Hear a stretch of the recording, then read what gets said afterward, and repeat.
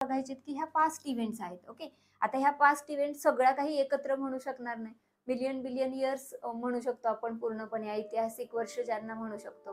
आणि त्यापैकी काही इव्हेंट्स आपल्याला स्टडी करायचे. मग हे वर्गीकरण कसं करायचं, कारण कोणत्या बेसवर करणार वर्गीकरण. काही काळामध्ये तर असा काळ पण होता की जेव्हा लेखी पुरावेच नाहीयेत. ओके, चित्रकला, प्रतिकृती, आर्ट, नाणी ह्यांच्या माध्यमातून पुढे उलगडा लागले. मग नेमका अशा काळाचं आपण जे दस्तऐवजीकरण आहे किंवा त्याला जे रिकन्स्ट्रक्शन करणं आहे इतिहासाला, ते कसं करणार, बरोबर की नाही. सो त्याच्यामुळे आपण काय केलं की इव्हेंट्सच्याच काय केल्या फेजेस किंवा टाइप्स मध्ये डिस्ट्रीब्युशन केलं आपण इव्हेंट्सचं. आणि त्याच्यामध्ये पहिलं आहे प्री हिस्ट्री, सेकंड आहे प्रोटो हिस्ट्री आणि थर्ड आहे हिस्ट्री. आता ह्या तिघांबद्दल जाणून घेऊया. मी इथं काही चित्रही दिलेलं आहे, तुम्हाला व्यवस्थित ऑब्झर्व करून ठेवा. जेव्हा पुढे हा पार्ट आपण कंटिन्यू करणार त्यामध्ये मी तुम्हाला याच गोष्टींच्या बेसवर काय करणार आहे, एक्सप्लेनेशन देणार आहे. ओके, सो आता पुढच्या पार्टकडे वळूयात आपण. सगळ्यात पहिला आपण की 3 टाइप्स आपण केले इतिहासाचे, त्यातला आपला पहिला टाइप आहे प्री हिस्ट्री. आता प्री हिस्ट्री म्हणजे काय, तर ज्या वेळेस रायटिंग किंवा स्क्रिप्टचं इन्व्हेन्शन झालेलं नव्हतं, म्हणजे कोणतेच असे लिखित पुरावे आपल्याला त्या काळात पाहायला मिळाले नव्हते. कोणतेच लिखित पुरावे नाहीयेत. मग तुम्ही म्हणाल मॅम लिखित पुरावे नाहीत तर आपण कसं काय याला डेसिफर केलं किंवा कसं काय आपण ह्या काळाला रिकन्स्ट्रक्ट करणार आपल्या हिस्ट्रीमध्ये. सो आपण काय केलं, त्यावेळेसचे लोक जे स्टोन टूल्स वापरत होते ना, त्यावरून आपण इतिहासाचा काय केला, उलगडा लावत गेलो.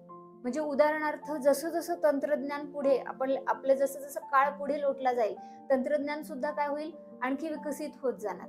आणि मग त्यावेळेस लोक काय वापरत होते, तर टूल्स वापरत होते आपल्या संरक्षणासाठी.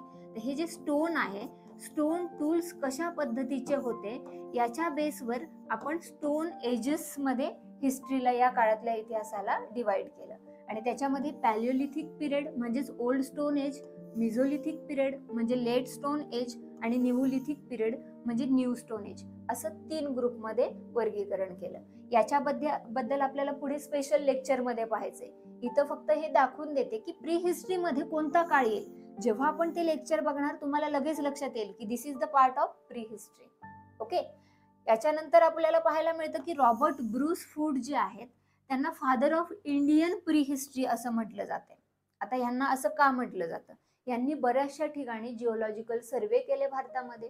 काही ओल्ड प्री हिस्टॉरिक टूल्स जसं की ऍक्सेस वगैरे होतं, ऍक्स, ह्या पद्धतीचे टूल्स आणि इतरही बरेचसे टूल्स त्यांना भेटले, जे आता काय आहेत आपल्या म्युझियम मध्ये स्टोर आहेत. पण ते आपल्या कशाची माहिती देतात, प्री हिस्ट्रीची आपल्या माहिती देतात. आणि म्हणून एवढ्या मोठ्या प्रमाणात चांगलं काम यांनी केलेलं म्हणून यांना आपण काय म्हणतोय, किंवा पहिल्यांदा यांनी ते जे टूल्स आहेत, ज्या गोष्टी आहेत त्या शोधून काढल्या आणि म्हणून त्यांना आपण काय म्हणतो, father of Indian pre history. Okay, कोणाला, रॉबर्ट ब्रूस फूट यांना.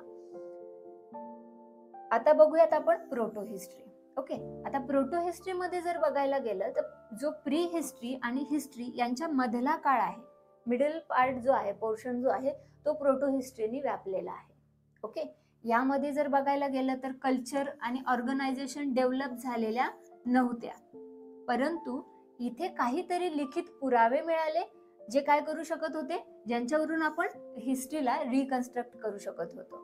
आणि जे कंटेम्पररी लिटरेट सिव्हिलायझेशन आहे, म्हणजे त्या काळचं जी संस्कृती होती, त्या काळचं जे सभ्यता होती, त्याच्याबद्दल आपल्याला काही प्रमाणात माहिती मिळू शकणारे असे हे पुरावे होते. आता सगळ्याच पुराव्यांचा अर्थ आपल्याला लागलेला नाहीये, कारण काही पुरावे हे कसे होते की ज्यांना आपण डेसिफर करू शकतो अशी जी लँग्वेज आहे, आणि काही असे सुद्धा लिखित पुरावे असणार की जी भाषा आपल्याला ओळखता येत नाही. आज सुद्धा भारतात मध्ये बघितलं तर किती मोठ्या प्रमाणात आपल्याला विविधता आढळते, कितीतरी मोठ्या प्रमाणात. आपण पावलागणिक, प्रदेशागणिक आपली भाषा काय होते, बदलत जाते, राहणीमान बदलत जाते. मग तेव्हा सुद्धा काय असणार आहे, ठिकठिकाणी सारख्या प्रकारची भाषा, सारख्याच प्रकारचं सभ्यता मिळेल का आपल्याला, तर साहजिकच नाही. आणि म्हणूनच आपण काय केलं की ज्या लिखित पुराव्यांच्या आधारे बाबा शोध लागतोय ना, ठीक आहे, त्यावरून आपण डेसिफर केलं आणि काही रिमेन कॉन्स्टंट तसेच राहिलेत, ज्यांचा अर्थ किंवा ज्यांचा उलगडा आपल्याला लागत नाही. आणखी काही वर्षांनी जर एक्सकॅव्हेशन झालं तर त्याच्यामध्ये आपल्याला माहिती होईल, जे उत्खनन आहे ते झालं तर त्याच्यातून माहिती होईल आपल्याला की कशा पद्धतीने ह्या लिखित पुराव्यांचा आधार घेऊन आपला इतिहास रचला गेलेला आहे, किंवा काही नवीन सुद्धा गोष्टी आपल्याला उलगडल्या जातील त्या पुराव्यांच्या माध्यमातून. ओके, सो तरीही प्री हिस्ट्री आणि हिस्ट्री मधला जो काळ आहे प्रोटो हिस्ट्री, याच्यामध्ये आपण काही एक्झाम्पल्स दिलेले आहेत, जसं हरप्पन सिव्हिलायझेशन आहे, वेदिक सिव्हिलायझेशन आहे, निओलिथिक आणि कॅल्कोलिथिक कल्चर आहेत. यांच्या माध्यमातून आपल्याला काय होते, आपली प्रोटो हिस्ट्री कळते, आणि हे सुद्धा आपण डिटेल पुढे बघणार आहोत. ओके, यानंतरचा आपला जो पार्ट आहे तो म्हणजे हिस्ट्री. थर्ड जो टाईप आहे इतिहासाच्या इव्हेंटचं तिसरं डिस्ट्रीब्युशन, तर त्याच्यामध्ये आपल्याला बघायला मिळतं की हिस्ट्री म्हणजे काय, तर study of past after invention of writing and study of literate societies.